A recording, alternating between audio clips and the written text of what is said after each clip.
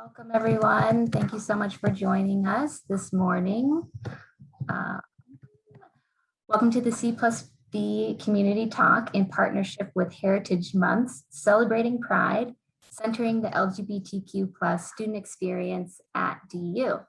Before we begin, I want to take a moment in the spirit of healing and peace to acknowledge and honor the Indigenous peoples of the land upon which the University of Denver stands, the Arapaho, Cheyenne, and Ute tribes, to acknowledge that the land where the University of Denver now sits is the ancestral homeland of the Cheyenne and Arapaho tribes, of whose loss we both recognize and mourn. Like the history of so many institutions in the American West, ours is a complex and sometimes painful. In recognition of this fact and to underscore our commitment to inclusion and equity, we commit to listen and to affirm the stories of all in our community. We're so excited today to have you all join us for another celebration. C+V has the opportunity over the past few months, this whole academic year, to partner with our Heritage Months Committee as we honor the diverse identities and histories of the DU community. Part of this work has included dialogue, and I'm honored to introduce our moderators for today. Harper Hill, who is a DU alumna and a member of our Pride alumni group, and Stevie Lee, Native American Liaison and Program Manager. I will turn it over to you both. Hello all and welcome. Happy to be here today. We're gonna go ahead and ask the first question just so our panelists can go ahead and answer and then also introduce themselves. So without further ado. Good afternoon, everyone.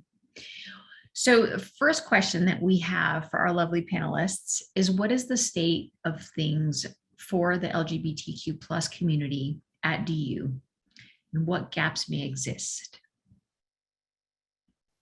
I guess I can go first. Hi, everyone. My name is Manny Ceballos. My pronouns are él, he, him. I graduated from DU in 2008 with a degree in journalism, and I'm currently the chair of the DU Pride Alumni Group. And that question is there's a lot in that question. I have been gone from campus for over a decade. So I took over the Pride Alumni Group almost 3 years ago. And I think there was initially a disconnect with the current students. So I think that's been my biggest priority, is connecting back with the current students and seeing what issues they're facing and how we as alumni can help. And we were able to collaborate with other people on campus and work on the One Day for DU project and fundraise for the community on campus. Other things I see that may be needed are scholarships, professional development, mentoring, among other things, because as we're connecting and communicating, we see a need for many more things. So that's. I guess I'll go next and add on to that. My name is Julio Alas. I'm also one of the co-chairs for the DU Pride alumni group. And I graduated back in 2008 with my bachelor's, and then again with my master's in education in 2011. So again, my time on campus was a while back. But what I think a difference that I see now from when I was on campus is things like this. I remember we did have a QSA back when I was on campus, but I remember, and again, it was when I first started coming out and really exploring who I was as a gay man, where that, for me, that identity wasn't one that I really was exploring as much. But I think now, what I see now is programming like this. I think, what was it, maybe a year or two ago, the event of raising a pride flag on campus was happening.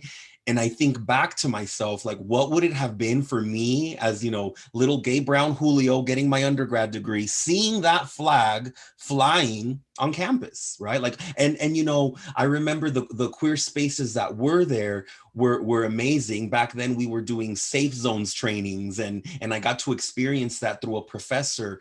But I still think that there's so much more that needs to be done in terms of, do queer students feel seen in the curriculum, in the classroom, on the campus? I'm so grateful that Cody and Donovan are here, because I think they can talk a little bit more about the current state. But I think that this type of programming, having folks who dedicate time and energy and resources to students so that they can thrive while on campus is something that's ongoing, necessary, and integral to the success of LGBT plus students. But yeah, I'd be curious to hear, you know, what the fellow panelists have to say on that. You know, I love what you said earlier. My name is Cody Ortiz-Zoltan. Pronouns are they, them, or eos, and I am the Assistant Director of Gender and Sexuality at DU. So I'm in the first full-time position that's dedicated to LGBTQ plus work on this campus. And so this is the work that I get to do every day. It's not just in June, not just for Pride Month. If anyone has ever been to my office, it's Pride Month every day in my office, and kind of looks like a JoJo Siwa concert like exploded in there. But you know, it's been really interesting assessing like where we've come from. So like I've, you know, 4 of our incredible Pride alumni that are here with us today, but then also seeing where we are and where we hope to go. We've come so far in creating spaces. I think the folks that, you know, giving some credit to folks that really laid the groundwork for what the campus is today. So like Dr. Thomas Walker, Jasmine Pulse, like creating entities of those initial programs, creating the initial Pride Lounge space, that has been so amazing to even create positions like mine to exist. But then I think on the other hand, as Gen Z and our younger students start to come in, who are so very, very queer. We know this statistically, we know this about, we just know this both about our millennial students, but also about Gen Z, is they're very, very open to gender nonconformity, to different identities in terms of sexual orientation. And so wanting to create resources that are for them. I will tell you, it's not new. I think a lot of studies will tell you, okay, this brand new thing, these generations are so different. I don't think that's actually true. I think what's changed is that really the society is changing. It's making it easier for folks to be themselves, you know, come out younger. I think a lot of folks might have more progressive parents over time, so they may have met other LGBTQ folks, you know, before coming to college. So I think that's the part that's changed, not so much the folks, because you ask a bunch of LGBTQ folks of any age, and there's always been a lot of us. It's just something I think the rest of the world might be discovering us. So I think we're in a really good place. I think we're in a great place at DU where we've built a great foundation, but we've just built this incredible momentum recently to build into something new and exciting. And I'm really excited to see where we go next. Can't agree more, Cody. My name is Jeremy Lynch, pronouns he, him, his. I graduated from the Daniels College of Business in 2012. And actually, Manny and Julio, I think that we were all there, overlapped a few years. But to see where DU is now and how the community has continued to have a voice in a way I don't think that I had seen on campus when I was there as an alum, to see what that voice looks like now, to see what those conversations are, to see that there are so many gender neutral places and spaces, and that it's being thought about before a building's created or before a conversation or a class is had. That I think is something that I hadn't seen when I was on campus as much.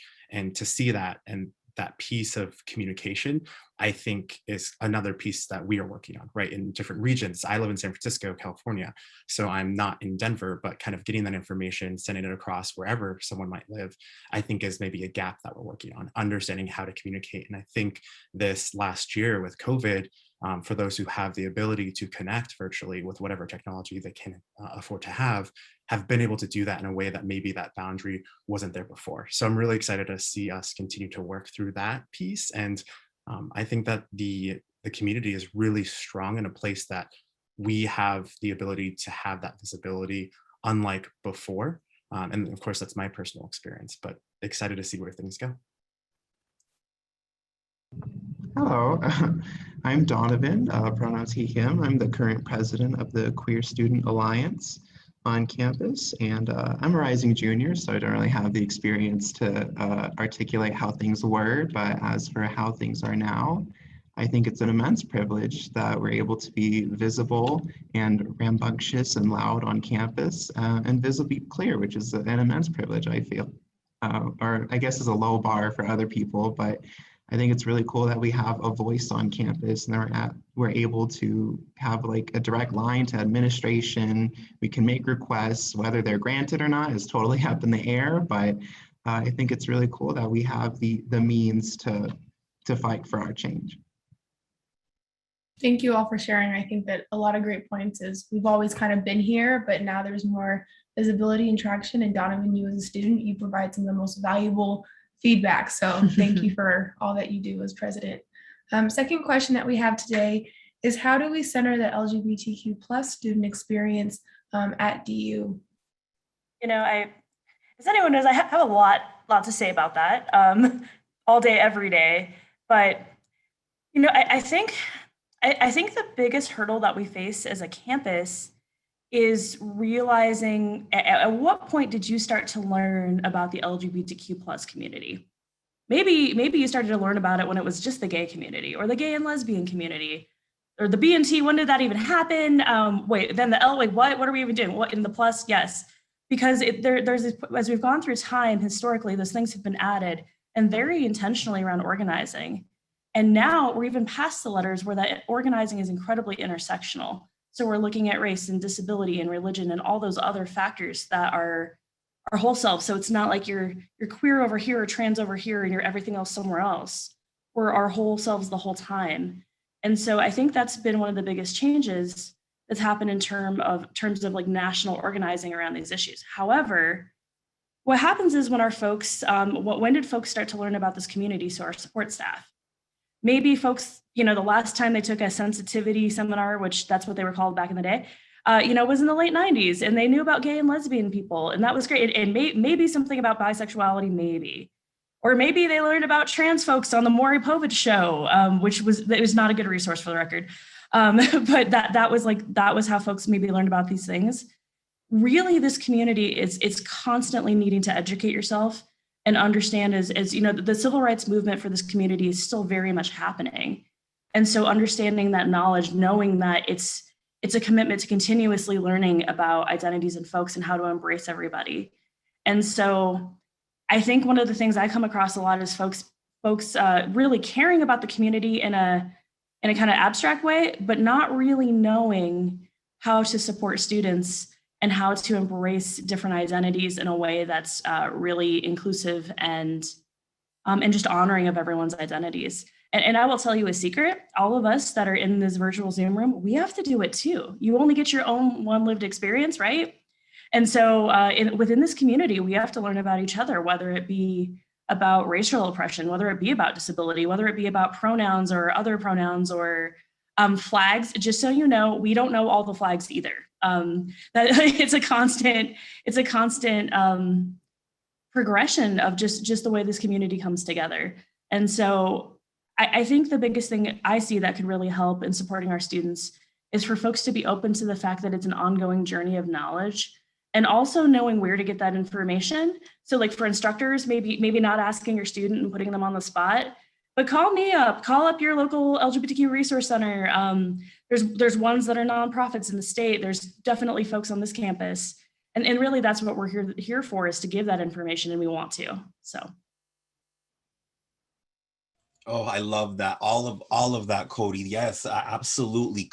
Ongoing education of ourselves, but I think even as an institution, right, making sure that all faculty and staff, in particular the instructional staff, are receiving anti-bias training, right, and how to engage in these topics and make sure that LGBTQ plus students are seen.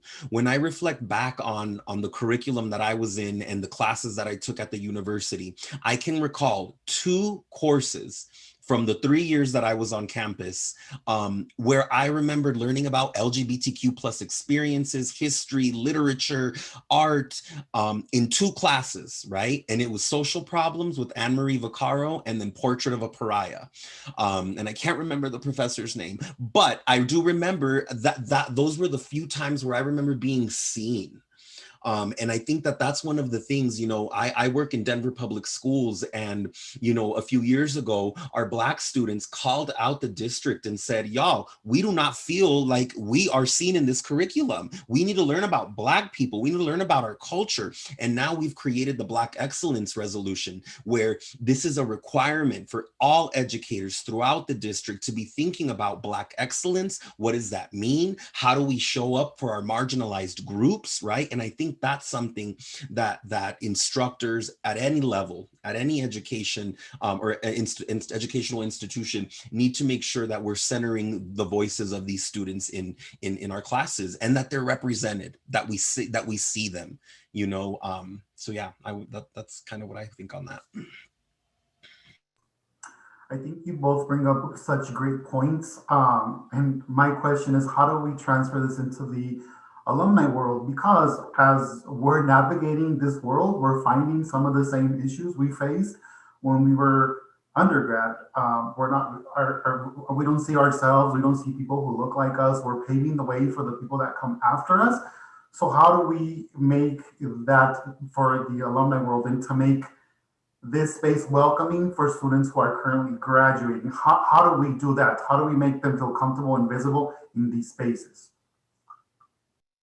Yeah, so I think that all good points, of course. I think, again, like a big thing for me is like the opportunity to listen to the queer student body about what their needs is really important. But then I think my concern with that issue is when we place the burden on marginalized groups to relive their experiences for the betterment of other people, to solve the issues that they created, is kind of like a big hurdle to come across. How do we ask that from our student body? So I think like in the first classroom, we really want allies teaching for the most part, the allies doing the heavy lifting at the start, at least. To really sort of like bring in like the basic foundational topics, and then once people are more open to those ideas and more educated, then we can get into the heavy nitty gritty about like who gets to hear all the hardships and stories of the queer student body, because we need people who are going to listen. I can add one more little piece to that too. I think that everyone has covered most of the things that I was going to say, or that was thinking at the top of my head. But I love that idea of what Manny was saying, just in the sense of continuously throughout our lives, there are points at times where we might feel like the only person of whatever that identity might be. So creating pathways to mentorship, and those not only, thinking, oh, I'm a student and I need to find a mentor who's not a student, but then also someone who maybe is really stable in the sense of they have, a community where they see their identity or have diversity everywhere they go. Maybe that individual can find a mentor in someone who is a student who doesn't feel that or doesn't have that. So I think that centered idea is actually taking the idea of being in one place centered, but actually dispersing that to our global community. So harnessing that global viewpoint, that global idea, and bringing that back to campus for the student experience to showcase how unique our university is, how unique our communities are, and what we really can do to grow in a way that is not only sustainable, but that showcases that our voice is in every place at every time and everywhere, when sometimes we feel like, I'm in this place and I don't feel heard. I don't feel seen. I don't feel like this. And that really isn't the case in so many ways, but it's really, I think, harnessing that community globally, bringing that back to the student experience to then center what that is for each of us, and then for that individual, of course. Yeah, Jeremy, I love what you said about mentorship. I think that's something I want to add on to really quick, is that, statistics, studies have shown mentorship usually happens when folks see themselves in another person. And so what can happen a lot with queer folks, especially queer and trans folks of color, is they might not have any opportunities for mentorship because some of those intersections can be really specific. And so they're much, much less likely to have a professor or someone invest in them and say, hey, you, I see something in you that I see in myself, because that's what we do naturally. Like psychologically, we do that. And so I found a lot of times there are a lot of LGBTQ folks, from our youngest students all the way up to our professional students, and even professionals, that still need that mentorship from other folks because it wasn't something that was necessarily offered to them at any point during their career, because folks, they might just not have that same relational quality that happens kind of naturally how mentorships usually occur.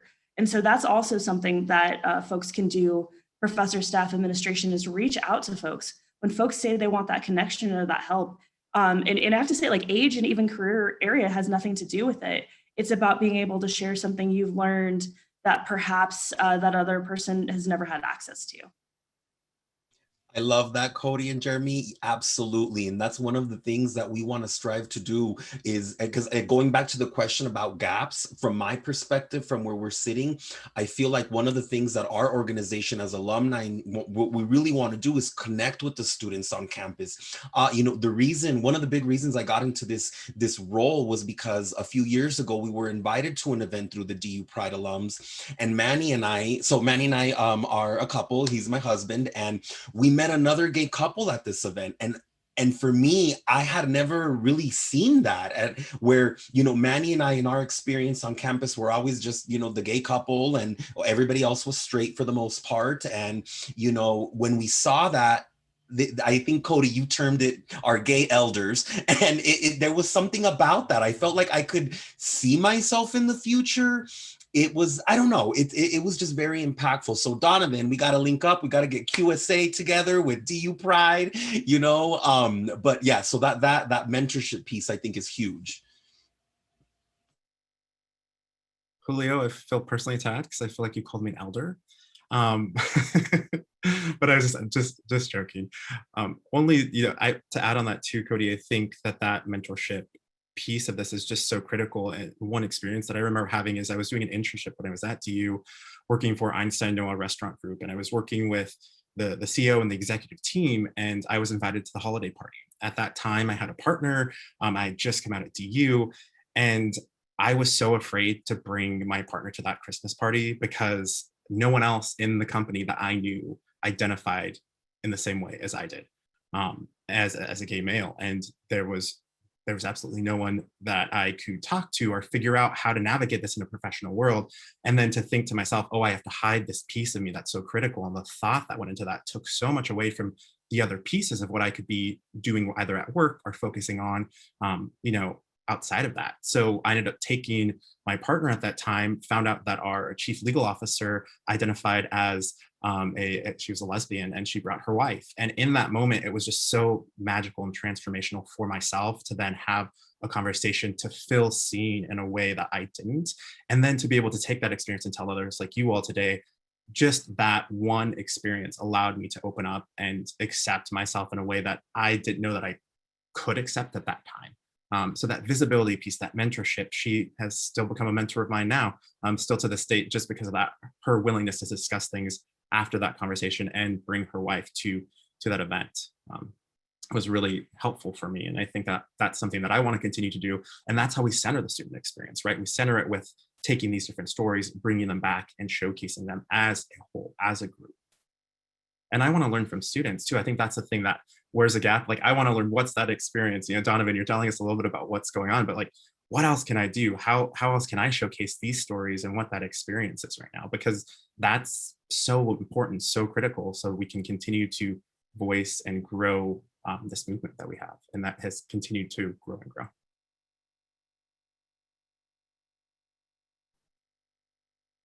Want to thank each and every one of you for just sharing candidly, authentically, openly. And I think you're already kind of answering the following question. I'll definitely ask it still, though, in case there's any other additional answers you'd like to give to this. But what would have made a difference to you when you were a student at DU? Having someone like Cody. I seriously, when we recently had the pleasure of going to the Lavender graduation, and I walked into this room and felt so much love. There was pride flags everywhere. It was a time to honor, our LGBTQ plus graduates. I felt so much love and community, and it was the first time really getting to be in person with students. I know Donovan was there, and we hadn't really met, and you know, until that event. And I think things like that visibility and knowing there is a space for me is helpful. Now, back in our day, we had CME, and it was great. I remember knowing there was a person who I could talk to, but back then, and it kind of goes back to what Cody was talking about, how folks nowadays, you know, it's just a little bit easier to be yourself sometimes. But back then, I don't know, you know, I grew up with toxic masculinity, machismo in my family, and was very scared to say who I was. But at DU, that was really the space I could do it. But even then, there were microaggressions that I faced for being a gay man. And, you know, down Evans, having somebody holler some slur because Manny and I are holding hands, that happened, you know. And so I think that, yeah, things like this, having programming, being able to just find your space, you know. And I wish more of that would have been available, but I'm glad it's here now, and it's not done. I think there's so much more to go, right? We still have so much more to do, but this type of work, I think, is super impactful. I just want to go and take it a step further. Cody, yes, you are absolutely amazing. As a first generation person of color, formerly undocumented, having somebody who understands my experiences and can relate to what I'm saying makes such a huge difference. I think when we were at DU over a decade ago, some of these spaces were really white. And for someone like me, it was really hard to relate to somebody who was white, unfortunately. And I didn't feel like my experience mattered at the time. So I wasn't able to open up and really explain what was going on in my life because I didn't feel like I could connect with this person. And like Julio mentioned, we got together when we were at DU. We were married, living in the dorms, and yes, we would walk around campus holding hands. And again, we were the only gay couple. And sometimes it was good, and sometimes it was bad, but we didn't care because we wanted to make sure that space, we were creating a safe space for others who came after us or who were in the same boat that we were and would feel comfortable walking around with the person they loved, regardless of who they were.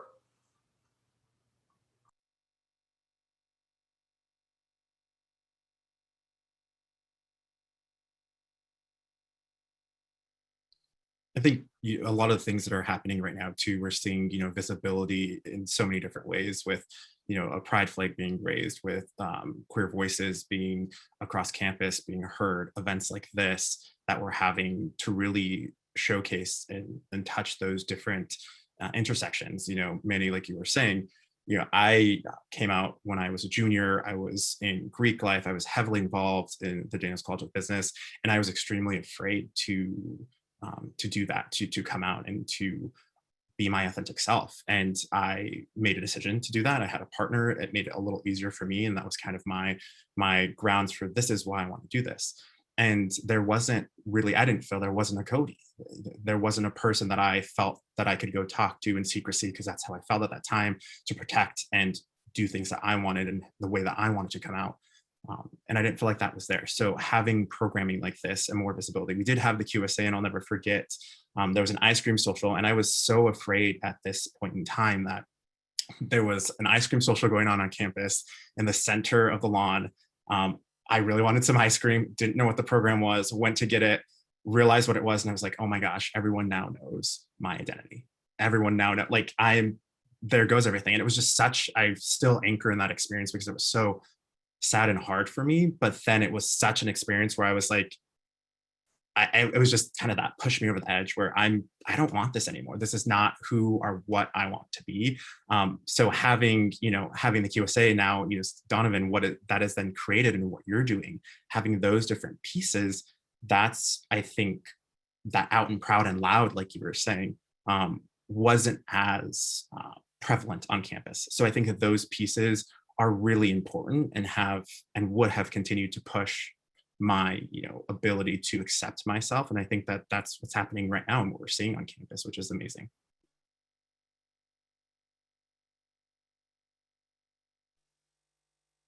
So summary, more ice cream, please. Literally, there is ice cream at 1 o'clock today. So if you're on campus and watching this, come join us for rainbow ice cream. And it is very rainbow ice cream today at 1 o'clock. But Stevie and Harper, I know y'all are our moderators today, but I was wondering if you would all mind answering this question. I think so often when we're talking about these issues, we very much talk about our undergraduate students and our Queer Student Alliance, which is primarily undergraduate, and that's awesome. But we also, it's very much an experience for our master's, professionals, PhD students as well. And so I would just be curious if you all have any thoughts to add from your experience. Thank you, Cody, for the invitation to respond.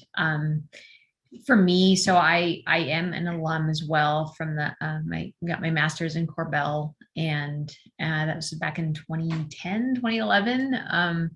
So for me, would have been nice to have a Lavender graduation. It was incredibly empowering and powerful to be at this year's Lavender graduation. I definitely cried, but I cried tears of joy. And I think of thinking of also the pain that, people have experienced, and just kind of holding that space was pretty amazing. But to see the many milestones that our students and staff and faculty that showed up, have really embraced and experienced and engaged with and shared was phenomenal. And I thought, wow, this is amazing. So definitely, I look forward to attending, many more. But I think that would have been pretty amazing to have. I think for me, honestly, Manny said it earlier, Cody, like you have so many intersectionalities that you bring into the job. Something that I didn't realize, honestly, until after I left college was the concept of intersectionality. I mean, I know my experiences, I know how I identify, but like looking at all of those through one scope is something that I didn't feel was normalized or even really talked about. And so I think, honestly, having, even the flags, like I go back to the Lavender graduation event too, just because like I took, a lot of pictures of the flags themselves because I had never seen so many flags. Cody, like you mentioned, we don't all know the flags, but just the, like it causes, like when you see something you don't understand, it makes you want to like look it up. It makes you want to be knowledgeable. And so even seeing all those flags, I was like, wow, like I got to step my flag game up, and so I have the one that you gave us and it fell, but it really changed even our perception of what it's like to truly create visibility and what it's like to have that. So I think honestly, at this point, I'm like a current student as of like this summer quarter, and I already feel a bit better being able to know where to go and where to navigate and having that community. And so honestly, I just think just continuing the visibility is key for a student experience. Now, going off the topic of intersectionality, I know I'm a current student right now, but coming into DU, I think having more intersectional spaces would have been beneficial. So I know I and a lot of other people want to work on creating that space because QSA has a reputation that precedes us for being very predominantly white. And I think that leads to a lot of people of color feeling excluded from these spaces, which is something we definitely don't want. So I feel like queer people of color should feel entitled to that kind of space if that's what they're looking for. So that's something I definitely look forward to trying to build in this coming year. Awesome. Alrighty, well, I'll go ahead and ask our, I believe, last question. So as we talked about, strides have been made by and for the very group that have here with us today, excuse me. What are some of the wins you've had this year, and what initiatives are in the works that the wider campus community should know about?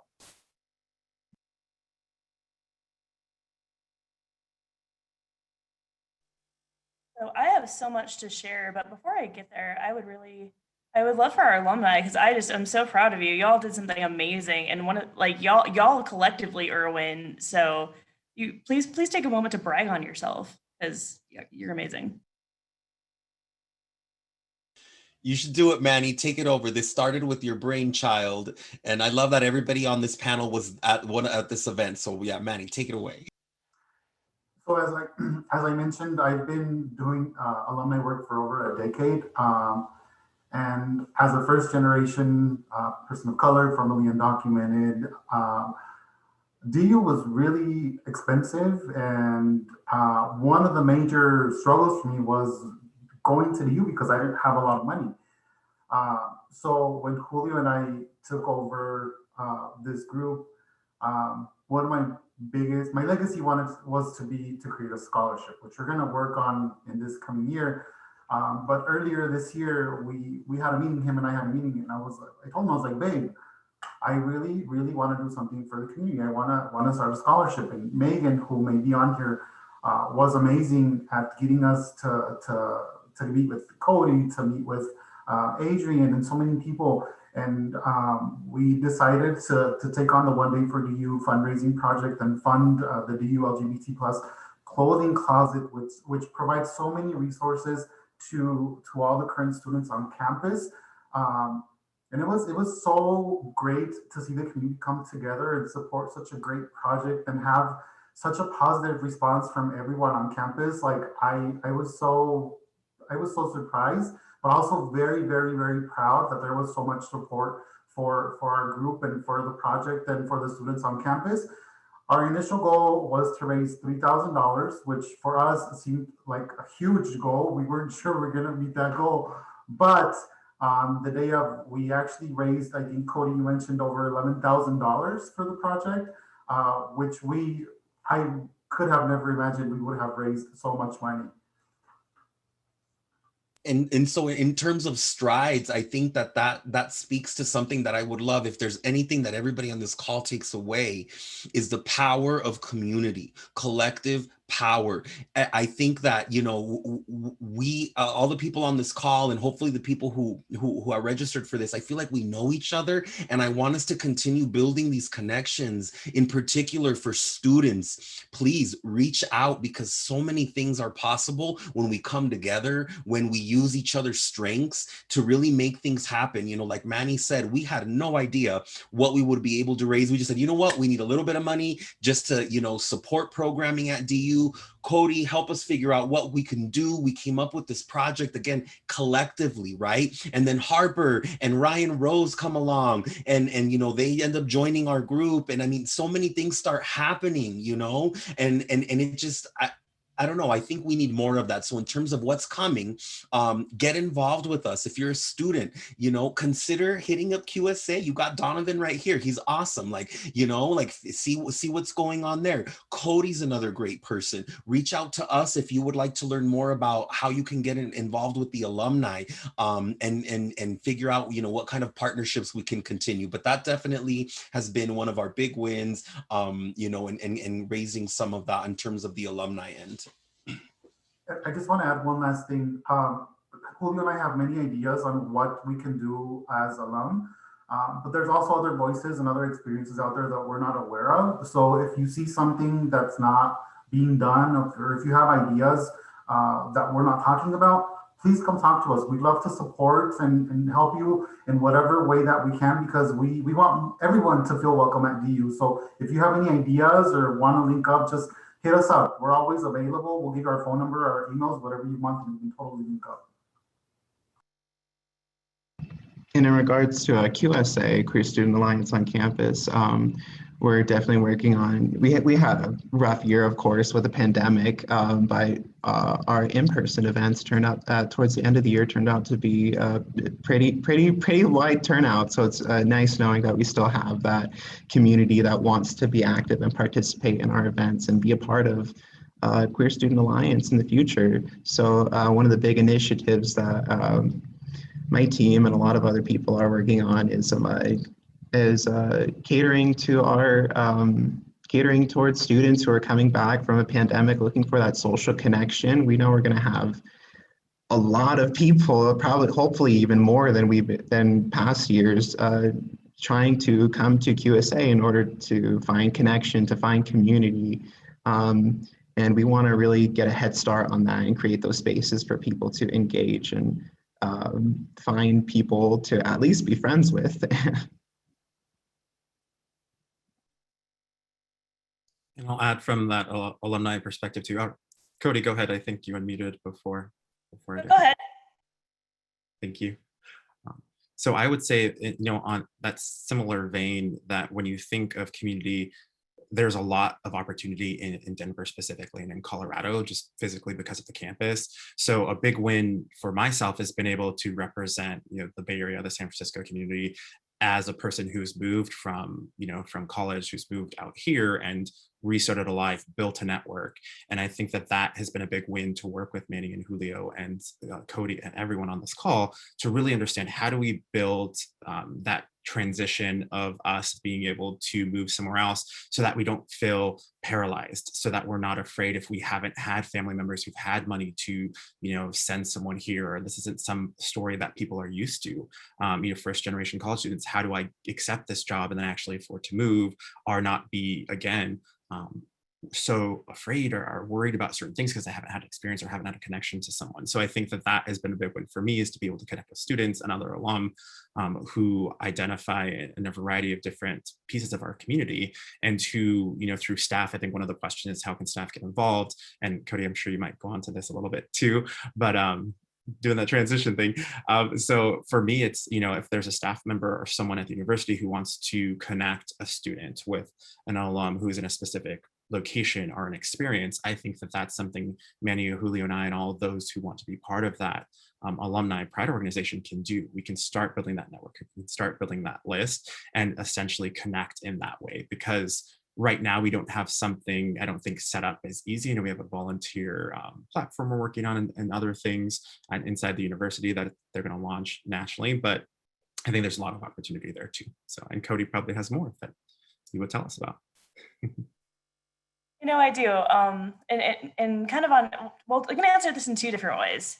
So I do get that question a lot, is how can staff get involved? And my first question is, do we mean staff involved with our students or involved as LGBTQ plus staff? Because both are important. And so I just want to give the quick answer to both. So for our LGBTQ plus staff and faculty, we do have affinity groups for staff and faculty as well. We have Q, which is Queer University Employees, and QFA, which is Queer Faculty Alliance, I believe. I can't remember all the acronyms.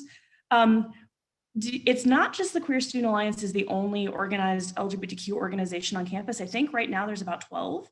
And so we have the Outlaws from the law school, Queer Bell, a bunch of others. I can't remember them all, but so I just want folks to know that there is community for staff and faculty as well.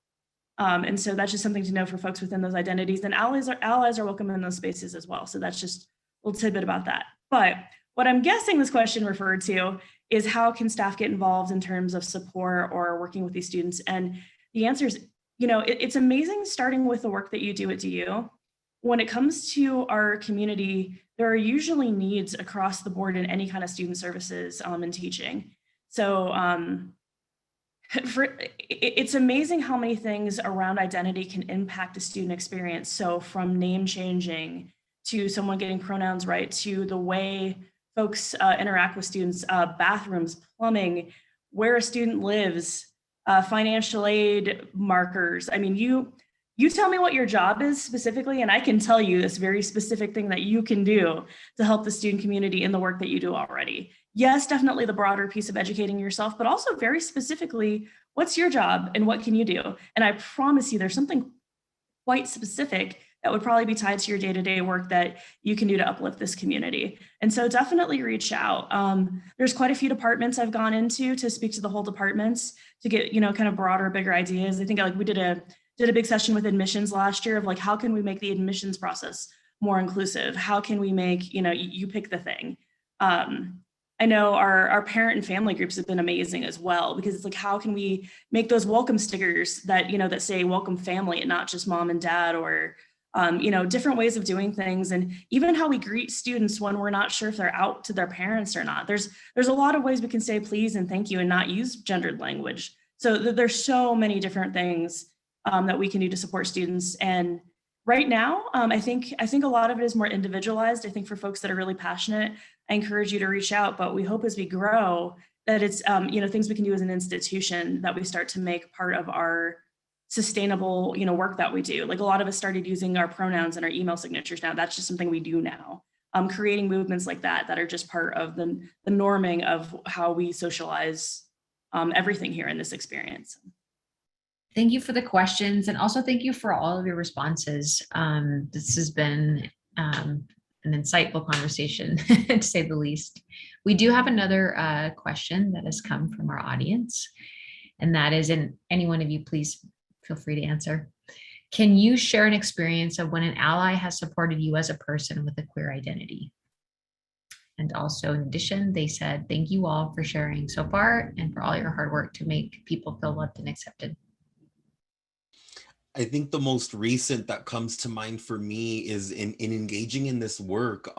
Megan Monteribano Gorman has been our liaison in terms of making things happen. And I think she helps us navigate tricky waters sometimes with, you know, the university, to linking us to people. Like if she doesn't know the answer, you know, she's the one who helped us get in touch with Cody and helping us also, like, again, going back to what Cody mentioned earlier, we're always learning, right? When maybe we want to call an event and title it this way, have you thought about this? Or did you know about that, right? And I think, again, going back though, Megan is a person who, in terms of being an ally, what I see is willing to walk alongside us when there are difficult things, or being someone who listens to you. I think that's something big that has happened, and somebody who shows up with you. So again, like being at the Lavender graduation together, that just, I mean, was such a beautiful moment, and we got to share that with, you know, our amazing ally.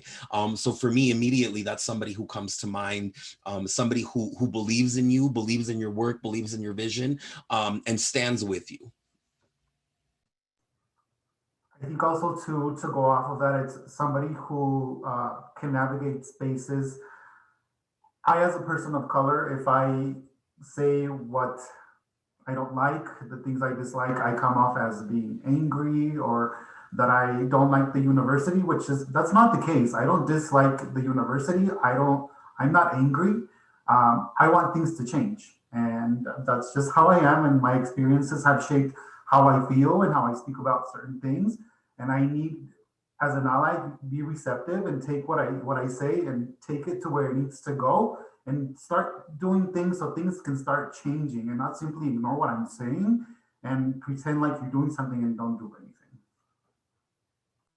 I'll also add another example was through a professor, Lisa Martinez, who she was such an amazing ally in terms of connecting us with a queer professor, Deb Ortega. You know, she brought her to class, and I was like, oh my gosh, you're brown, a doctorate, and queer. Like, oh my goodness, you know, and so it was just so cool that Lisa was helping us make those connections, and again, see us and accept us and love us. I think that's the biggest thing. I don't know, for me as a queer person, you know, I always wonder, like, well, are you not going to love me anymore when you learn who I am? And I think those allies, that's what they've given me, is love.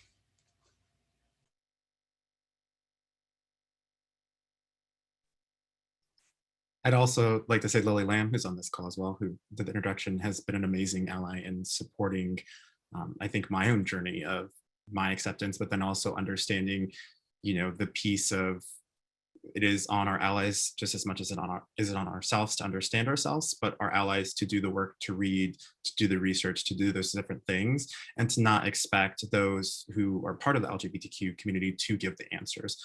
We're all different. We all have different experiences.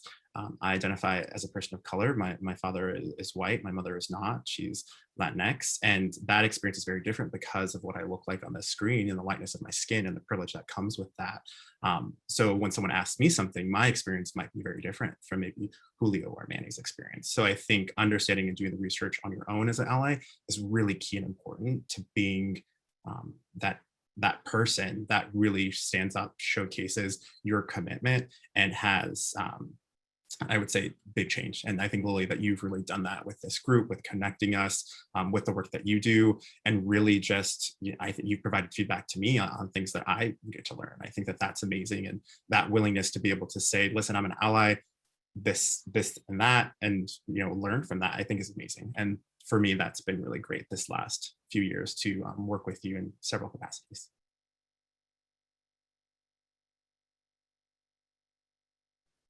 Can I add one thing too, as a panelist or our moderator, but not really a panelist, but also just in my own experiences?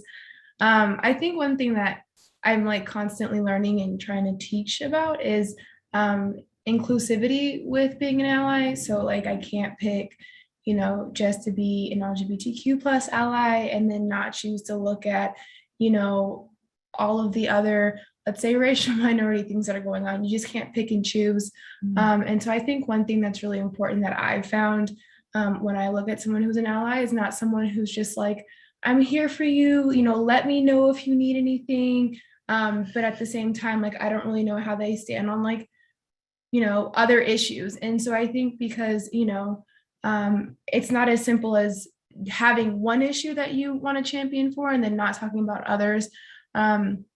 I know we've said her name like 5 times, but Megan, I think, is also really good at volunteering to have hard conversations and volunteering to be like, hey, like, you shouldn't have to do this. I think that's another huge thing that an ally does. It's great. Is I get that, oftentimes we wait for someone to take the lead on how to help and we want to help them based off of their lead. But sometimes it's just nice to have someone say, I'm willing to do this. Tell me yay or nay. Tell me if I'm overstepping, but I'm willing to do this. I think Megan says specifically, tell me if I'm overstepping, but like, I'm happy to do that. And it just feels so much more comfortable to open up. And so there's a lot of great allies on this call and at DU specifically. I will say that I think that a lot of people are more willing to help now than ever. And I think us as communities, whatever community we fit in, I think we should feel more comfortable also asking for help.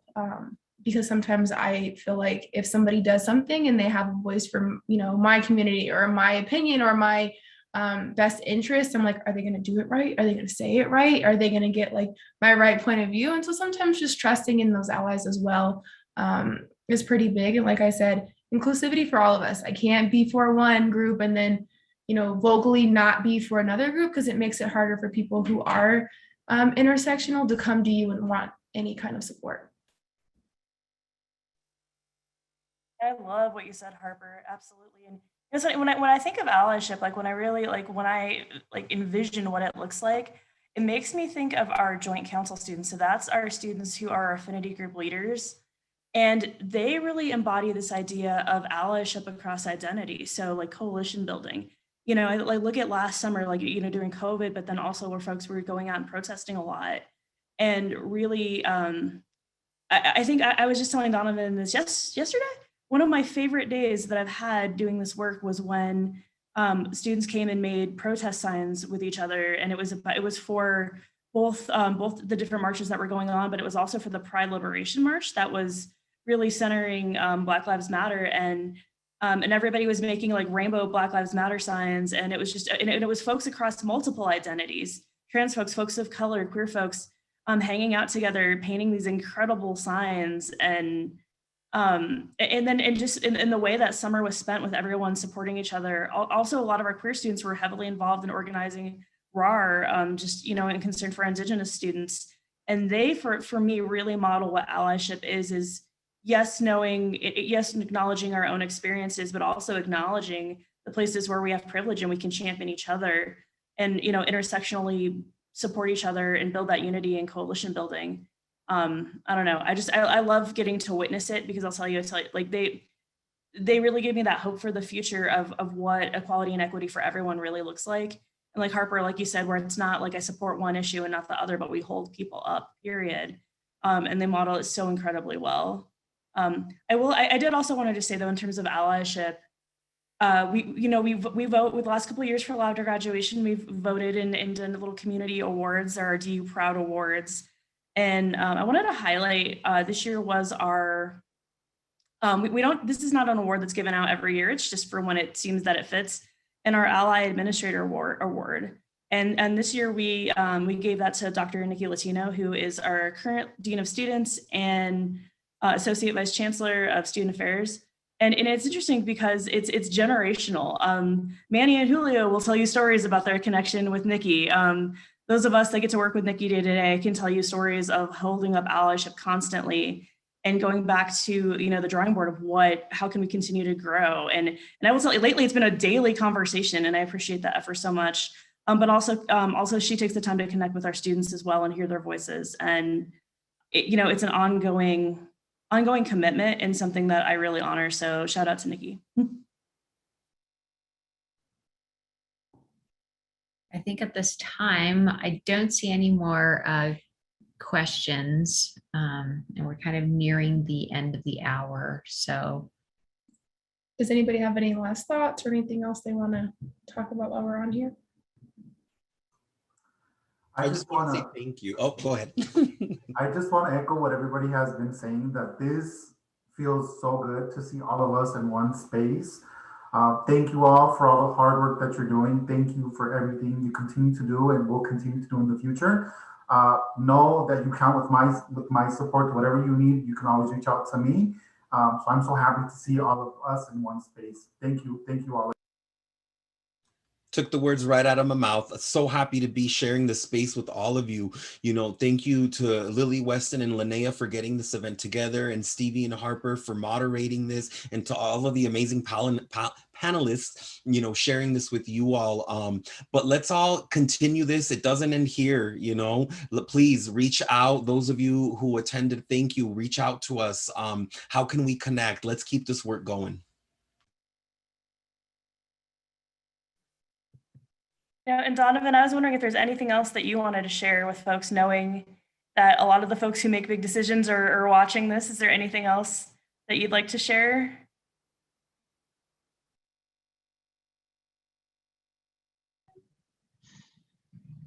No more Pios. I don't know.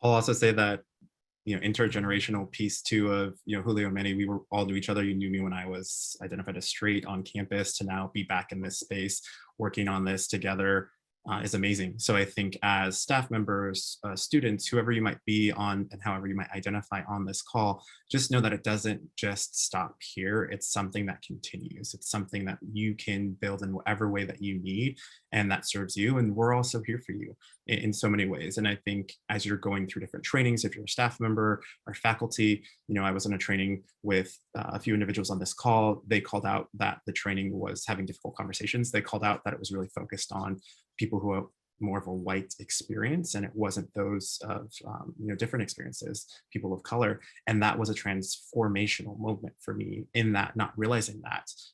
So think about that as you're going through different trainings, all these different things.